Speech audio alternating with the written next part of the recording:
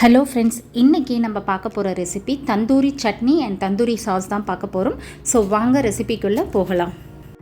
இன்றைக்கி நம்ம tandoori chutney and sauce பார்க்க போகிறோம். ஸோ அந்த தந்தூரி சட்னினாலே ஃபஸ்ட்டு க்ரீன் சட்னி தான். நம்ம தந்தூரி வாங்கினாலே ஈவன் நம்ம வெஜ் ஆகட்டும் நான்வெஜ் எதுனாலுமே க்ரீன் சட்னியும் ஒயிட் சாஸ் தான் பண்ண போகிறோம். ஸோ இதில் ஃபஸ்ட்டு க்ரீன் சட்னிக்கு நான் 1 கப் அளவுக்கு கொத்தமல்லி எடுத்திருக்கேன். ஸோ இது கட் பண்ணால் 1 கப் அளவுக்கு வரும். வித்து ஸ்டெம்மோடு எடுங்க, அப்போ தான் அந்த ஃப்ளேவர் நல்லாயிருக்கும். வெறும் அந்த இலை மட்டும் எடுக்காதீங்க. புதினா ஒரு 25லேருந்து ஒரு 30 பீஸ் இருக்கிற மாதிரி எடுத்துக்கோங்க.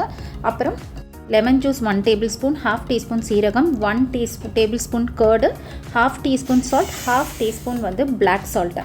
மெயினாக கம்பல்சரி நீங்கள் பிளாக் சால்ட் யூஸ் பண்ணுங்கள். பிளாக் சால்ட் யூஸ் பண்ணிங்கன்னா தான் அந்த தந்தூரி சட்னியோட டேஸ்ட் உங்களுக்கு கிடைக்கும். ப்ளஸ் லெமன் ஜூஸ், இது ரெண்டும் கம்பல்சரி நீங்கள் யூஸ் பண்ணணும். பிளாக் சால்ட் உங்களுக்கு எல்லா சூப்பர் மார்க்கெட்லேயும் கிடைக்கும்.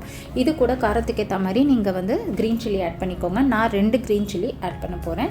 ஸோ இந்த சட்னி ரொம்ப ரொம்ப சிம்பிள். எல்லாத்தையும் போட்டு நம்ம பிளெண்ட் பண்ண போகிறோம். ஓகேங்களா? பிளெண்ட் பண்ணிவிட்டு லாஸ்ட்டாக 1/3 கப் திக் கர்ட் போட்டு ஒரு தடவை பிளெண்ட் பண்ண போகிறோம். திக்கர்டு அப்படின்னு சொல்கிறது என்னென்னா இப்போ நார்மலாக நான் ஆல்ரெடி ஹவு டு மேக் திக்கர்டுன்னு ஒரு வீடியோ போட்டிருக்கேன். பார்க்காதவங்க பாருங்கள். அப்படி உங்களால் அப்படி பண்ண முடியலன்னா நார்மலாக நீங்கள் வெளியில் வாங்கினாலோ நீங்களே வீட்டில் துவைச்சாலும் சரி தயிர், அதை ஒரு கிளாத்தில் போட்டு கொஞ்சம் நேரம் ஒரு 10 மினிட்ஸ் வச்சிங்கன்னா அதில் இருக்க தண்ணியெல்லாம் இறங்கிடும். ஸோ கர்டு உங்களுக்கு திக்காக கிடைக்கும். ஓகேங்களா? அதுதான் திக்கர்டு. ஸோ இப்போ நான் எல்லாத்தையுமே இதில் போட்டுட்டேன். இப்போ இதில் 1 டேபிள் ஸ்பூன் அளவுக்கு நான் நார்மல் கர்ட் எடுத்திருக்கேன். பிகாஸ் அது கிரைண்ட் பண்ணும்போது அந்த ஸ்மூத்னஸ்க்காக. ஓகேங்களா? ஸோ இப்போ இதை போட்டு நல்லா அரைச்சிக்கலாம். ஸோ இப்போது நான் கிரைண்ட் பண்ணிக்கிறேன். நீங்கள் பிளெண்டர் இருந்தால் பிளெண்டர் யூஸ் பண்ணுங்கள், இல்லைன்னா நம்ம நார்மல் மிக்ஸி ஜார்லேயே நீங்கள் பிளெண்ட் பண்ணிக்கலாம். ஓகே. ஸோ இது இப்போயே உங்களுக்கு அந்த சட்னி, அந்த லைட் க்ரீன் அந்த சட்னியோட கலரும் உங்களுக்கு வரும். அந்த ஃப்ளேவரும் நீங்கள் பிளாக் சால்ட் போடும்போது ரொம்ப அந்த தந்தூரி சட்னி இது அப்படியே 100% உங்களுக்கு அந்த டேஸ்ட்டும் அந்த ஸ்மெல்லும் நல்லாயிருக்கும். ஓகே. ஸோ இப்போது கிரைண்ட் பண்ணியாச்சு. இதை எடுத்துகிட்டு அகெயின் திக்கர்டு நம்ம ஆட் பண்ணிவிட்டு இன்னொரு தடவை நம்ம கிரைண்ட் பண்ணி எடுத்துக்கலாம். ஸோ இப்போ பாருங்கள் எவ்வளோ நல்லா வந்திருக்குன்னு சொல்லிட்டு. ஓகேங்களா? நான் ஆல்ரெடி 1 டேபிள் ஸ்பூன் அளவுக்கு ஆட் பண்ணியிருக்கேன். ஸோ இப்போ டோட்டலாக நான் 1/4 கப் திக்கர்டு இதுக்கு யூஸ் பண்ணுறேன்.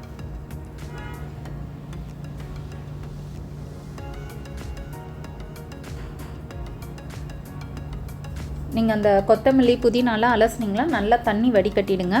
ரொம்ப தண்ணியோடு போட்டிங்கன்னா ரொம்ப நம்ம நார்மலாக அந்த டிஃபனுக்குள்ளே சாப்பிட்ற மாதிரி தண்ணியாக வரும். ஓகேங்களா? இது கொஞ்சம் ரன்னியாக இருந்தாலும் அந்த க்ரீமி கன்சிஸ்டன்சியில் இருக்கும் திக்கட் போடுறதுனால நமக்கு. ஸோ இப்போ நல்லா இதுவாகிடுச்சு. நான் ரிமூவ் பண்ணிவிட்டு பவுலில் ஊற்றிக்கிறேன். ஸோ இப்போ நம்மளுடைய க்ரீன் சட்னி ரெடி ஆகிடுச்சு. நெக்ஸ்ட்டு நம்ம ஒயிட் சாஸ் எப்படி பண்ணுறதுன்னு பார்க்கலாம். இப்போ நம்ம ஒயிட் சாஸ் பண்ணுறதுக்கு நான் 1 கப் மயோனைஸ் எடுத்திருக்கேன், 1/4 கப் திக்கட் எடுத்திருக்கேன், 4 பூண்டு பல் எடுத்திருக்கேன், அதாவது 4 கார்லிக் க்ளோவ்ஸ் எடுத்திருக்கேன். ஓகேங்களா? ஸோ இது மூணுத்தையும் ஒன்றா போட்டு நம்ம அகெயின் ஜாரில் பிளெண்ட் பண்ணி எடுத்தோன்னா ஒயிட் சாஸ் ரெடி. பூண்டு 4 போடுங்க. ரொம்ப அதிகமாக போட்டிங்கன்னா அது ஃப்ளேவர் டாமினேட் ஆகும். ஓகேங்களா? இப்போது கர்ட் ஆட் பண்ணிக்கிறேன்.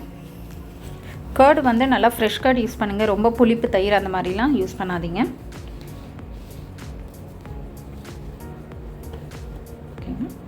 இது கூட பூண்டு.